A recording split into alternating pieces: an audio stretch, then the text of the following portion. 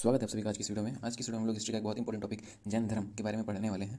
और इस वीडियो में हम लोग जैन धर्म से संबंधित जितने भी इंपॉर्टेंट फैक्ट्स और पॉइंट्स रहेंगे सारे के सारे इंपॉर्टेंट पॉइंट्स को डिस्कस करेंगे, जो कि एग्जाम के पॉइंट ऑफ व्यू से काफ़ी बेनिफिशियल भी होगा आप लोगों के लिए। तो चलिए शुरू करते हैं। जैन धर्म जैन धर्म जो है ये बौद्ध धर्म से पुराना है, बौद्ध धर्म से भी पुराना है। पहली बात तो ये, ठीक है। और इसमें हमको तीर्थंकरों के बारे में पढ़ना है, ठीक है। तीर्थंकर के बारे में पढ़ना है। और तीर्थंकर थे कितने? तीर्थंकर थे वो टोटल 24 तीर्थंकर थे, ठीक है। और ये जो 24 तीर्थंकर थे इनके बारे में पता कैसे चला? ये 24 तीर्थंकर थे इनके बारे में एक पुस्तक थी भद्रबाहु की। भद्रबाहु की एक पुस्तक थी, उस पुस्तक का नाम था कल्पसूत्र। कल्पसूत्र, इस पुस्तक से हमको इन 24 तीर्थंकरों के बारे में पता चलता है, ठीक है। और इस जो कल्पसूत्र है इस पुस्तक की भाषा अर्धमागधी है, अर्धमागधी थी, ठीक। इतनी बातें हमको ध्यान में रखनी है, ठीक है। ये 24 तीर्थंकरों के बारे में हमको कल्पसूत्र से पता चलता है। कल्पसूत्र पुस्तक जो है वो भद्रबाहु द्वारा लिखी गई है। और इस पुस्तक की जो भाषा थी वो कौन सी भाषा थी? अर्धमागधी, ठीक है। ये तो मैंने बता दिया कि बौद्ध धर्म से पुराना धर्म है जैन धर्म हमारा, ठीक है। अब बात करते हैं 24 तीर्थंकरों के बारे में। 24 तीर्थंकरों में जो इंपॉर्टेंट तीर्थंकर है सबसे पहले तो केवल उन्हीं को डिस्कस करेंगे, सारे तीर्थंकरों को डिस्कस करने का कोई मतलब बनता नहीं है, ठीक। तो सबसे पहले हम लोग बात करेंगे पहले तीर्थंकर के बारे में। 24 तीर्थंकर में पहले तीर्थंकर कौन थे? पहले तीर्थंकर थे ऋषभदेव। ऋषभदेव, और इनका प्रतीक चिन्ह पूछा जाता है। हर तीर्थंकरों का प्रतीक चिन्ह भी इंपॉर्टेंट है, तो इनका प्रतीक चिन्ह भी पूछा जाता है। इनका प्रतीक चिन्ह क्या था? इनका प्रतीक चिन्ह था सांड या वृषभ। सांड या वृषभ, नाम से ही आप लोग अनुमान लगा सकते हैं। अगर याद करने के पॉइंट ऑफ व्यू से देखा जाए तो ऋषभ, ऋषभ और वृषभ, इससे हम लोग इनके प्रतीक चिन्ह को आसानी से याद कर सकते हैं, ठीक है। और ऋषभदेव के उपनाम भी थे कुछ। इनके उपनाम कौन कौन से थे? केसरिया देव, केसरिया देव और आदिनाथ,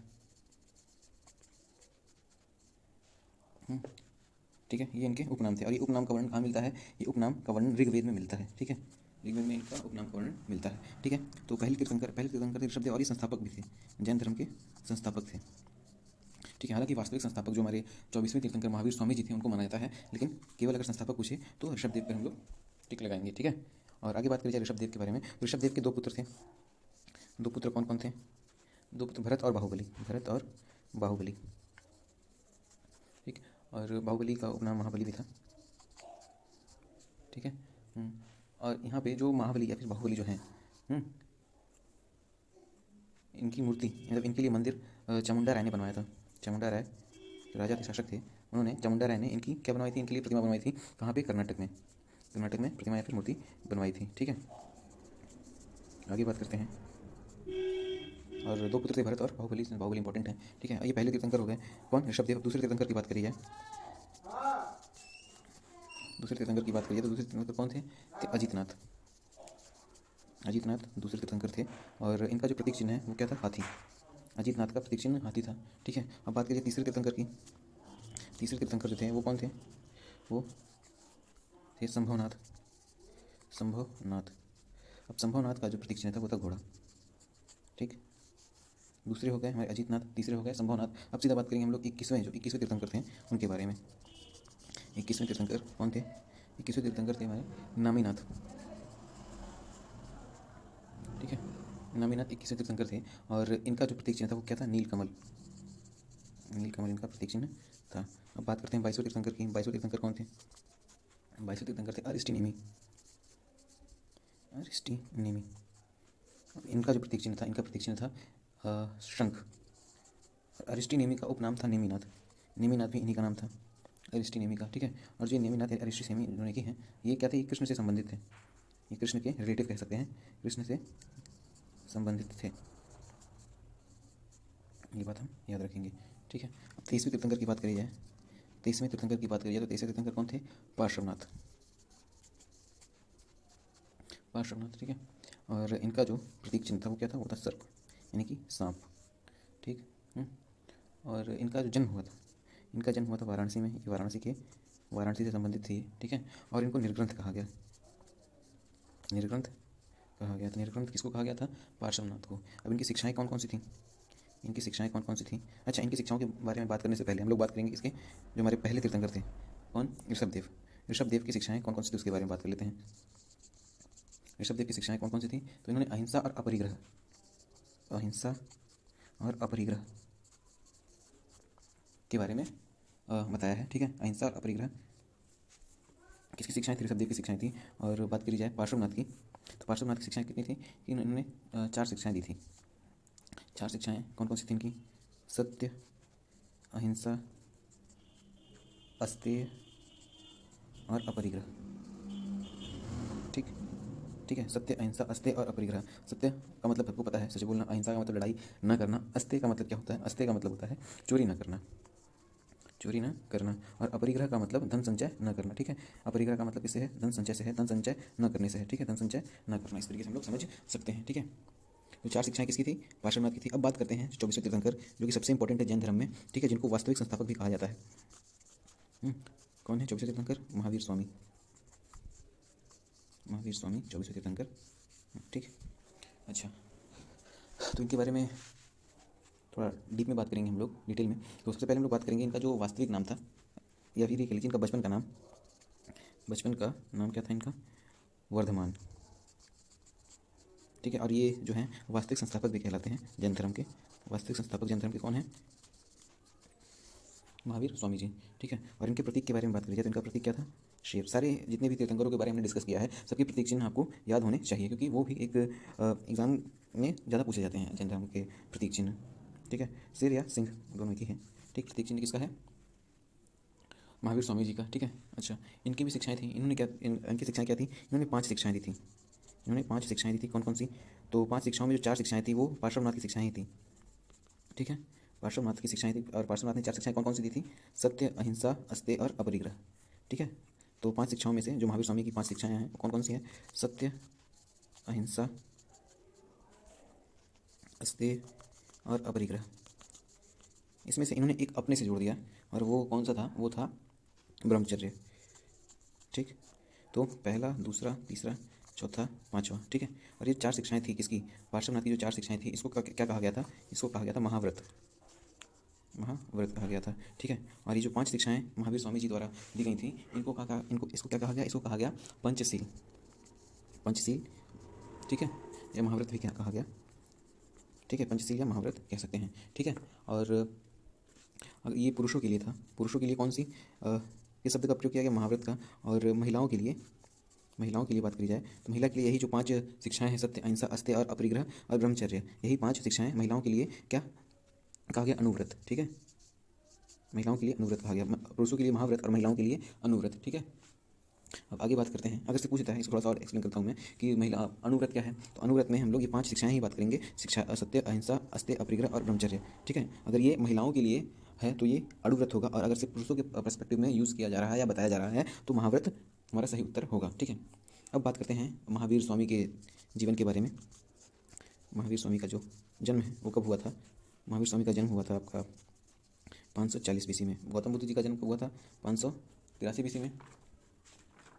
गौतम बुद्ध का जन्म 583 BC में, 63 BC में, सॉरी 563 BC में हुआ था। ठीक है, और ये क्या थे? बौद्ध धर्म के संस्थापक थे। गौतम बुद्ध बौद्ध धर्म के संस्थापक थे, और ये महावीर स्वामी जो है वो 24वें तीर्थंकर थे, वास्तविक संस्थापक थे। ठीक है, उनका जन्म 540 ईस्वी में हुआ था। ये 20 साल इनसे छोटे थे। ठीक है, लेकिन जो हमारा जैन धर्म है वो कब से चला आ रहा है? वो ऋषभदेव के ज़माने से चला आ रहा है। तो इस वजह से कहा गया कि जो जैन धर्म है वो बौद्ध धर्म से भी पुराना है। इनफैक्ट जो जैन धर्म है सिंधु घाटी सभ्यता के समकालीन बताया गया है। ठीक है, तो इतना बात हम लोग याद रखेंगे कि जो जैन धर्म है वो बौद्ध धर्म से पुराना धर्म है। ठीक है, अब आगे बात करते हैं। 483 में इनकी मृत्यु हुई थी भगवान बुद्ध की, और 563 BC में इनका जन्म हुआ था भगवान बुद्ध का। ठीक है, आगे तो इनका जन्म हुआ था 540 BC में, और इनका जन्म जो है वो कहाँ हुआ था? कुंडग्राम में। कुंडग्राम में इनका जन्म हुआ। और बात करी जाए कुंडग्राम कहाँ पड़ता है? ये वैशाली में पड़ता है। ठीक है, और अगर मृत्यु की बात करी जाए तो महावीर स्वामी जी की मृत्यु पावापुरी में हुई थी। पावापुरी में कब हुई थी? 668 BC में, 468 BC। ठीक है, और इनकी मृत्यु के संबंध में ये बात कही गई है कि इनकी मृत्यु जो हुई थी वो दीपावली के दिन हुई थी। दीपावली के दिन इनकी मृत्यु हुई, ऐसा माना जाता है। ठीक है, आगे बात करेंगे। इनके पिता का नाम क्या था? इनके बचपन का नाम तो वर्धमान था। इनके पिता का नाम क्या था? सिद्धार्थ। और माता का नाम था त्रिशला। माता का नाम था त्रिशला। और जो ये जो सिद्धार्थ हैं ये इक्ष्वाकु वंश या इक्ष्वाकु वंश से संबंधित थे। इक्ष्वाकु वंश से संबंधित या फिर जात्रक वंश। ठीक है, और माता जो है वो लिच्छवी वंश से संबंधित थी। लिच्छवी नरेश की बहन थी। लिच्छवी नरेश चेटक की बहन थी। ठीक है, लिच्छवी नरेश चेटक की ये बहन थी, ये बात हमको याद रखनी है। ठीक है, पिता किस वंश से? इक्ष्वाकु वंश से थे, और माता त्रिशला जो है वो लिच्छवी वंश से संबंधित थी। ठीक है, बचपन का नाम मैंने बता ही दिया, वर्धमान था। इनकी पत्नी कौन थी? इनकी पत्नी का नाम था यशोदा। पत्नी का नाम था यशोदा, ठीक है। और भाई कौन थे इनके? भाई भी इंपॉर्टेंट है, भाई इनके थे नंदीवर्धन, ठीक है। हाँ ठीक। अब आगे बात करते हैं, जो इनकी पत्नी थी यशोदा, तो इनके पुत्र और पुत्र, इनकी जो पुत्री थी, ये पुत्री थी, वो उनका नाम क्या था? अनुज्जा, अनुज्जा, ठीक है। इनकी एक पुत्री भी थी जिसका नाम था अनुज्जा, और एक दामाद, मतलब जिसका अनुज्जा से शादी हुआ था, वो कौन था? जमाली। जमाली भी इंपॉर्टेंट है, आगे बात करेंगे क्यों इंपॉर्टेंट है हमारे, ठीक है। जो जमाली है वो महावीर स्वामी के पहले शिष्य थे, ठीक है, महावीर स्वामी के पहले शिष्य थे, ठीक है। अब आगे बात करते हैं, नंदीवर्धन क्यों इंपॉर्टेंट है? नंदीवर्धन इसलिए इंपॉर्टेंट है कि जब ये महावीर स्वामी जब संन्यास ले रहे थे, ठीक है, महावीर स्वामी ने जब संन्यास लिया था, तो उस समय उनकी एज कितनी थी? 30 वर्ष, ठीक है। और उन्होंने संन्यास यानी कि जो गृह त्याग है वो नंदीवर्धन से आज्ञा लेकर किया था, ठीक है। नंदीवर्धन से, यहाँ पे मैं लिख दे रहा हूँ, नंदीवर्धन से आज्ञा लेकर महावीर स्वामी ने 30 वर्ष, 30 वर्ष की आयु में क्या किया? संन्यास लिया, संन्यास लिया, ठीक है। किससे आज्ञा ली थी? इन्होंने नंदीवर्धन को अपना सारा राज्य सौंप करके, आगे आगे लीजिए या फिर राज्य सौंप करके। और कब लिया था इन्होंने संन्यास? 30 वर्ष की आयु में, 30 वर्ष की आयु में इन्होंने अपना घर छोड़ा था, ठीक है। अब जब इन्होंने घर छोड़ दिया, ठीक, घर छोड़ने के बाद ये पहले 6 वर्ष तक क्या करते रहिए? इनके मित्र थे कौन? मखली घोषाल, इनके मित्र मखली घोषाल उनके साथ ही रहते थे, ठीक है। मखली घोषाल के साथ 6 वर्ष तक ये रहे, ठीक, 6 वर्ष तक। अब उसके बाद क्या है? उसके बाद उन्होंने 12 वर्ष तक तप किया, 12 वर्ष तक तप किया। अच्छा, मखली घोषाल के बारे में एक इंपॉर्टेंट पॉइंट ये है, जो मखली घोषाल है कौन है? ये मित्र है महावीर स्वामी के। इन्होंने क्या किया था? इन्होंने आजीवक संप्रदाय की स्थापना की थी, ठीक है। ये इंपॉर्टेंट पॉइंट है कि मखली घोषाल ने आजीवक संप्रदाय की स्थापना की थी, ठीक है। आजीवक संप्रदाय बेसिकली ऐसी संप्रदाय थी जो ईश्वर में आस्था नहीं रखती थी, नास्तिक लोगों की एक कह सकते हैं, नास्तिक लोगों से संबंधित थी आजीवक संप्रदाय, ठीक है। तो पहले 6 वर्ष ये मखली घोषाल के साथ रहे, फिर 12 वर्ष इन्होंने तब किया, ठीक है। अब ये 12 वर्ष में जो पहला वर्ष था, ठीक है, यहाँ पे देखिए ये 36 साल के हो गए, ठीक, 36 साल के कौन हो गए? महावीर स्वामी, ठीक है। फिर 36 और 12 48 वर्ष तक तब किया, 48 वर्ष तक तब किया। उसमें से जो पहला वर्ष था, यानी 36वां जो वर्ष था जो चल रहा था उनका, पहला वर्ष उन्होंने क्या किया था? अशोक वृक्ष के नीचे स्वर्ण वालुका नदी के तट पे तप किया, ठीक। इतनी बातें क्लियर है। लगभग पहला वर्ष यानी कि 36 के बाद इन्होंने लगभग 5 महीना कर सकते हैं, लगभग 5 महीना उन्होंने अशोक वृक्ष के नीचे स्वर्ण वालुका नदी के तट पे इन्होंने तप किया, ठीक। अब जो बचा हुआ था 11 वर्ष 6.5 माह, ये जो समय था 11 वर्ष 6.5 माह का समय था। अब इस समय में इन्होंने साल वृक्ष के नीचे ऋजुपालिका नदी के तट पे इनको क्या हुआ? ज्ञान प्राप्ति हुई, ठीक है। साल वृक्ष के नीचे ऋजुपालिका नदी के तट पे इनको ज्ञान प्राप्ति हुई, ठीक है। तो इन्होंने तब कितने वर्ष तक किया था? 12 वर्ष तक किया था, ठीक। ज्ञान प्राप्ति इनको कब हुई? साल वृक्ष के नीचे ऋजुपालिका नदी के तट पे। यहाँ पे आप लोग देख सकते हैं कि इनको ज्ञान प्राप्ति 48 वर्ष की अवस्था में हुई थी, ठीक है। तो यहाँ पर इनको क्या हो गया? ज्ञान प्राप्ति हो गई। अब आगे क्या है? अब आगे है, हाँ, ये ऋजुपालिका नदी के तट पे साल वृक्ष के नीचे किस गांव में हुआ था? जराम्बिक गांव में, या फिर इसको जराम्बिक या झिझिक गांव भी के नाम से भी जानते हैं, ठीक है। आगे बात करते हैं, जब ये ज्ञान प्राप्ति हो गई तो ज्ञान प्राप्ति के बाद इन्होंने महावीर स्वामी जो हैं कौन सी उपाधि धारण की? केवलिन, इनको केवलिन कहा जाने लगा, ठीक है। ज्ञान प्राप्ति के बाद इनको क्या कहा जाने लगा? केवलिन। अब केवलिन का अर्थ क्या होता है? केवलिन का अर्थ होता है आत्मा और शरीर के बीच का जो अंतर समझने वाला होता है उसको कहते हैं, ठीक है। आत्मा और शरीर के बीच के अंतर समझने वाले को केवलिन कहते हैं। ये किसको कहा गया? ये महावीर स्वामी को कहा गया। कब कहा गया? जब इनको ज्ञान प्राप्ति हो गई तब कहा गया, ठीक है। और महावीर स्वामी को कुछ उपाधियाँ दी गई। कौन कौन सी उपाधि थी? सबसे पहले जिन, केवलिन तो कहा ही गया, उसके बाद जिन और निर्ग्रंथ, ठीक है। सबसे पहले निर्ग्रंथ किसको कहा गया था? सबसे पहले निर्ग्रंथ हमारा किसको कहा गया था? हमने जस्ट अभी कुछ देर पहले पढ़ा था, वो कहा गया था पार्श्वनाथ को, ठीक है। ये पार्श्वनाथ को भी कहा गया था, और किसको? महावीर स्वामी को भी निर्ग्रंथ कहा गया, ठीक है। जिन का मतलब क्या होता है? जिन का मतलब होता है खुद की इच्छाओं पे काबू करने वाला, ठीक है, खुद की इच्छाओं पे विजय करने वाला,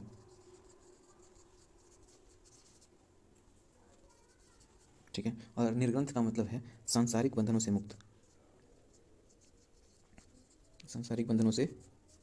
मुक्त व्यक्ति, ठीक है, ठीक। तो इनको ये सब उपाधियाँ दी गई ज्ञान प्राप्ति के बाद, केवलिन, जिन और निर्ग्रंथ। अब आगे बात करते हैं जैन धर्म के त्रिरत्न के बारे में। त्रिरत्न बौद्ध धर्म में भी था ये, हमारा जैन धर्म में भी है। ठीक है, अब जैन धर्म में त्रिरत्न कौन कौन से थे? सम्यक दर्शन, सम्यक ज्ञान, सम्यक दर्शन, सम्यक ज्ञान और सम्यक आचरण। ठीक, ये त्रिरत्न किसके हैं? ये जैन धर्म के हैं। ठीक है, अब आगे बात करते हैं। अब आगे है जैन समितियाँ। जैन समितियाँ ये भी काफ़ी इंपॉर्टेंट हैं जैन धर्म में। जैन समितियाँ कितनी हुई? जैन समितियाँ अभी तक 2 हुई हैं। ठीक है, 2 जैन समितियाँ हुई। इसमें से पहला कहाँ पे हुआ था? पहला हुआ था 300 BC में। कहाँ पे हुआ था? पाटलिपुत्र में। और किसके समय में हुआ था? स्थूलभद्र के समय में हुआ था। ठीक है, और दूसरी जो है 512 AD में हुई थी, यानी ईस्वी में। काफ़ी ज़्यादा समय है इन दोनों के बीच, यहाँ 300 साल यानी कि 811 साल बाद दूसरा जैन समिति हुआ। वो कहाँ हुआ? वल्लभी गुजरात में। वल्लभी गुजरात में हुआ था। ठीक है, और किसके समय में हुआ था? देवर्धि, थोड़ा सा राइटिंग का काफ़ी इशू चल रहा है आज, सॉरी। देवर्धि क्षमा श्रवण,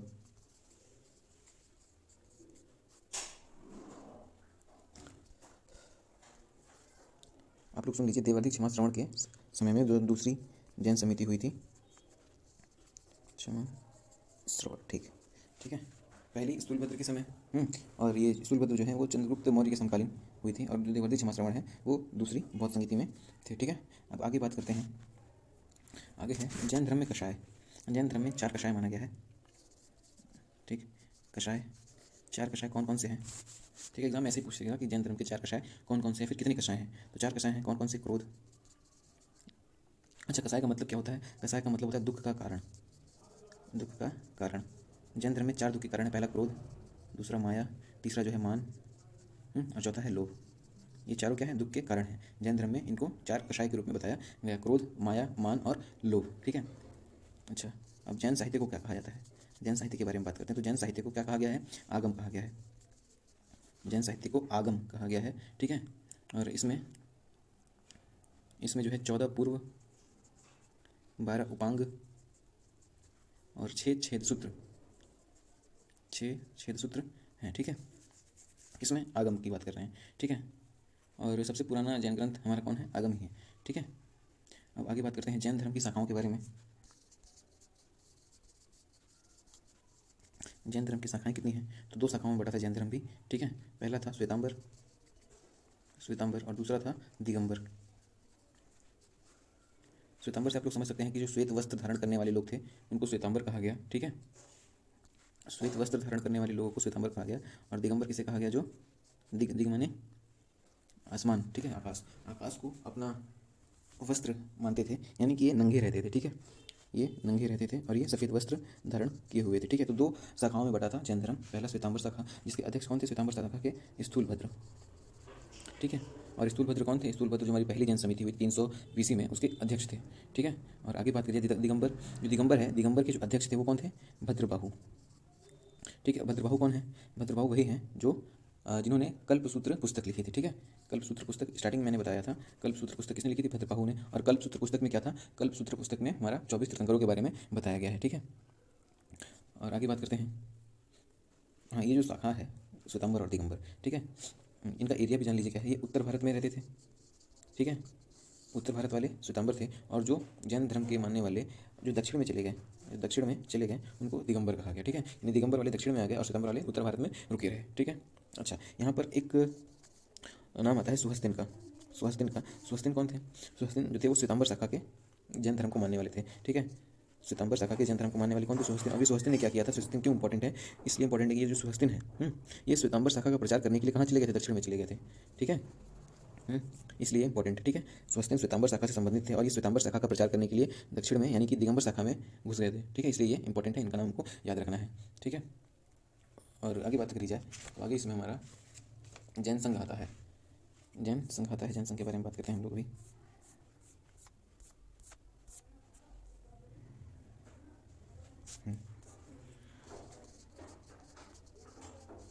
जैन संघ, अब जैन संघ जो है इसमें पावापुरी में जैन संघ बनाया गया, जहाँ पे हमारे जैन महावीर स्वामी जी की मृत्यु हुई थी, वहाँ पर जैन संघ बनाया गया। और कब बनाया गया जैन संघ? ये महावीर स्वामी की मृत्यु के समय बनाया गया। ठीक है, महावीर स्वामी के मृत्यु के समय बनाया गया। और अध्यक्ष कौन थे? जैन संघ के अध्यक्ष कौन थे? अध्यक्ष थे इंद्रभूति। इंद्रभूति जो थे वो अध्यक्ष थे, कहाँ के? जैन संघ के अध्यक्ष थे। और इनके बाद, इंद्रभूति के बाद कौन अध्यक्ष बना? सुधर्मन। ठीक है, तो दो अध्यक्षों के बारे में हमको याद रखना है, इंद्रभूति और सुधर्मन। ठीक है, पहले इंद्रभूति अध्यक्ष थे जैन संघ के, और दूसरे जैन संघ के जो अध्यक्ष थे वो सुधर्मन थे। ठीक है, जैन भिक्षुणी संघ की बात कर लेते हैं। जैन भिक्षुणी संघ की बात करते हैं तो इनकी जैन भिक्षुणी संघ की स्थापना जो हुई थी वो इंद्रभूति के समय ही हुई थी। ठीक है, इंद्रभूति के समय ही हुई थी। और इनकी जो अध्यक्ष थी, अध्यक्षा कह लीजिए, वो कौन थी? चंदना। ठीक है, चंदना जैन भिक्षुणी संघ की अध्यक्षा थी। ठीक, अब आगे बात करते हैं जैन सिद्धांत के बारे में। जैन सिद्धांत के बारे में बात करते हैं। हाँ चलिए, जो जैन सिद्धांत है ज्ञान मीमांसा कहते हैं। ठीक, जैन सिद्धांत या ज्ञान मीमांसा। ठीक है, अब इसको दो भागों में पढ़ेंगे। ठीक है, दो भागों में, फिर दो शाखाओं में पढ़ेंगे। पहला अनेकांतवाद। ठीक है, पहली शाखा अनेकांतवाद, दूसरी स्यादवाद। ठीक है, अनेकांतवाद क्या है, स्यादवाद क्या है? ठीक है, तो अनेकांतवाद में क्या कहा गया है कि प्रत्येक जीव या फिर प्रत्येक वस्तु के प्रत्येक जीव और प्रत्येक वस्तु के अनेक गुण होते हैं। ठीक है, कोई भी जीव है, कोई भी वस्तु है, ठीक है, उसके क्या है? अनेक गुण होंगे उसके पास। यही क्या है? अनेकांतवाद। ठीक, और स्यादवाद में क्या कहा गया है? जो अनेक गुण हैं, अनेक जो गुण होते हैं वस्तु या जीव के, उनको केवल केवलिन ही समझ सकता है। केवल केवलिन ही समझ सकता है। केवलिन कौन है? केवलिन का मतलब मैंने बताया था ना, शरीर और आत्मा के बीच अंतर समझने वाले को केवलिन कहते हैं। ठीक है, ये स्यादवाद में कहा गया है। अनेकांतवाद में ये कहा गया है कि प्रत्येक जीव और वस्तु के अनेक गुण होते हैं, और स्यादवाद में ये कहा गया है कि जो अनेक गुण हैं प्रत्येक जीव और वस्तु के, उसको केवल केवलिन ही समझ सकते हैं या फिर केवलिन ही जान सकते हैं। ठीक है, तो ये जैन सिद्धांत में हमारा अनेकांतवाद और ये स्यादवाद रहा। अब आगे बात करते हैं नास्तिक आस्तिक के बारे में बात कर लेते हैं। नास्तिक के बारे में मैंने बताया था, जो आजीवक संप्रदाय को मानते थे। ठीक है, आजीवक संप्रदाय को मानने वाले, आजीवक संप्रदाय के जो थे, किसने की थी आजीवक संप्रदाय की रचना? किसने की थी? जो जैन महावीर स्वामी जी के मित्र थे, जिनके साथ इन्होंने 6 साल बिताया था। स्टार्टिंग में जब गृह त्याग किया था तो 6 साल किसके साथ रहे थे? ये मक्खली घोषाल के साथ। तो आजीवक संप्रदाय के रचनाकार, ठीक है, या फिर बनाने वाले कौन थे? मक्खली घोषाल। ठीक, ये बात हमको याद रखनी है। ठीक है, और आजीवक संप्रदाय में क्या था? ठीक, आजीवक संप्रदाय में था क्या? आजीवक संप्रदाय ऐसा संप्रदाय था जो वेदों को अप्रमाणिक मानता था। वेदों को अप्रमाणिक मानते थे ये। ठीक, एक तरीके से ये लोग नास्तिक थे, ये कह सकते हैं। ठीक है, आजीवक संप्रदाय इंपॉर्टेंट है। ठीक है, और इसके प्रतिपादक कौन है? मक्खली घोषाल। आस्तिक के बारे में बात कर लेते हैं। तो जाहिर सी बात है, जो वेदों को प्रमाणिक मानते हैं, जो वेद को क्या मानते हैं? प्रमाणिक मानते हैं, वो क्या है? आस्तिक हैं। ठीक है, अब इसमें 6 दर्शन हैं। ठीक, जिनको क्या कहा गया? षड दर्शन। ठीक है, 6 दर्शन है जिसको षड दर्शन कहा गया है। उसमें से कौन कौन से दर्शन हैं चलिए देखते हैं। न्याय दर्शन, सांख्य दर्शन। अच्छा, न्याय दर्शन के प्रतिपादक कौन थे? गौतम। ठीक, सांख्य दर्शन ये पहला है। दूसरा दर्शन कौन सा है? सांख्य दर्शन। इसके प्रतिपादक कौन थे? कपिल मुनि। बात कर चुके हैं हम लोग बौद्ध धर्म को जो पढ़ रहे थे, सांख्य दर्शन के बारे में बात किया था हम लोगों ने। ठीक है, और सांख्य दर्शन के प्रतिपादक कौन है? प्रतिपादक हैं कपिल मुनि। ठीक है, और तीसरा है हमारा वैशेषिक दर्शन। वैशेषिक दर्शन के जो प्रतिपादक हैं वो कौन है? कणाद। ठीक, फिर चौथा है योग दर्शन। योग दर्शन के प्रतिपादक सबको पता होगा, पतंजलि। ठीक है, पांचवा है पूर्व मीमांसा के जो प्रतिपादक थे वो थे जैमिनी। और लास्ट है, जो 6वां दर्शन था हमारा, उत्तर मीमांसा के प्रतिपादक कौन थे? वादरायण। ठीक है, तो ये रहा हमारा जैन धर्म से संबंधित जो 6 दर्शन हैं। न्याय दर्शन, सांख्य दर्शन, वैशेषिक, योग, पूर्व मीमांसा, उत्तर मीमांसा। ठीक है, तो ये रही जैन धर्म से संबंधित जितने भी इंपॉर्टेंट फैक्ट बन सकते थे, सारे के सारे फैक्ट्स को मैंने डिस्कस कर लिया है। और यहाँ पर एक चीज़ और बचता है, उसको भी चलिए देख लेते हैं, वो भी काफ़ी इंपॉर्टेंट है। ठीक है, जैन धर्म के समय जो शासक कौन कौन से थे? जैन धर्म के समय शासक, और साथ ही साथ बौद्ध धर्म के समय भी। ठीक है, कौन कौन शासक थे? ठीक है, जैन धर्म के समय में पहले बौद्ध धर्म के बारे में बात कर लेते हैं। बौद्ध धर्म के समय में, ठीक है, कौन थे? पहले हर्षवर्धन थे, जैन धर्म को मानने वाले शासक, ये कह सकते हो आप लोग। हर्षवर्धन सबसे पहले। कनिष्क बौद्ध धर्म को मानते थे। ठीक है, और बिंबिसार तो समकालीन थे ना महात्मा बुद्ध के। अशोक भी क्या करते थे? बौद्ध धर्म को मानते थे। प्रसेनजीत बौद्ध धर्म को मानते थे। उदयन बौद्ध धर्म को मानते थे। और गोपाल पाल वंश वाले पाल वंश से जो संबंधित हैं ये क्या करते थे, ये सब बौद्ध धर्म को मानते थे। हर्षवर्धन, कनिष्क, बिंबिसार, अशोक, प्रसेनजीत, उदयन और गोपाल। ठीक है, ये नाम इंपॉर्टेंट है। ठीक है, अच्छा इनको अगर याद करना रहा तो याद करने के लिए छोटी सी ट्रिक है, आप चाहो तो उसको नोट कर सकते हो। वो ट्रिक क्या है, हर्ष के बापू जी। ठीक, हर्ष के बापू जी, यहाँ पे जी जो है वो जूनियर जी वाला जी रहेगा यहाँ पे। ठीक है, तो हर्ष से हो गया हमारा हर्षवर्धन, के से हो गया कनिष्क, बी से हो गया यहाँ पर बिंबिसार। ठीक है, बापू को इस तरीके से लिखेंगे ना। तो बी से हो गया हमारा बिंबिसार, ए से हो गया अशोक, पी से हो गया प्रसेनजीत, यू से हो गया उदयन। ठीक है, और जी से हो गया गोपाल। तो इस तरीके से हम लोग हर्ष के बापूजी, एक छोटी सी ट्रिक है, इसकी सहायता से जो बौद्ध धर्म से संबंधित शासक है उसको हम लोग याद कर सकते हैं। अब बात करते हैं जैन धर्म से संबंधित शासक कौन कौन से थे। इसके लिए भी एक छोटी सी ट्रिक है, कौन सी है, का कुश। ठीक है, KAACUS। ठीक है, के से हो जाएगा यहाँ पे खारवेल। ठीक है, ए और ए के से अजातशत्रु, ए के से अजातशत्रु, और दूसरे ए से कौन हो जाएगा, अमोघवर्ष। ठीक है, और सी से हो जाएगा हमारा कौन, चंद्रगुप्त मौर्य, चंद्रगुप्त मौर्य। आगे यू से उदयन, उदयन दोनों में है, उदयन यहाँ पे भी, उदयन यहाँ पे भी है। एस लास्ट में संप्रति, संप्रति।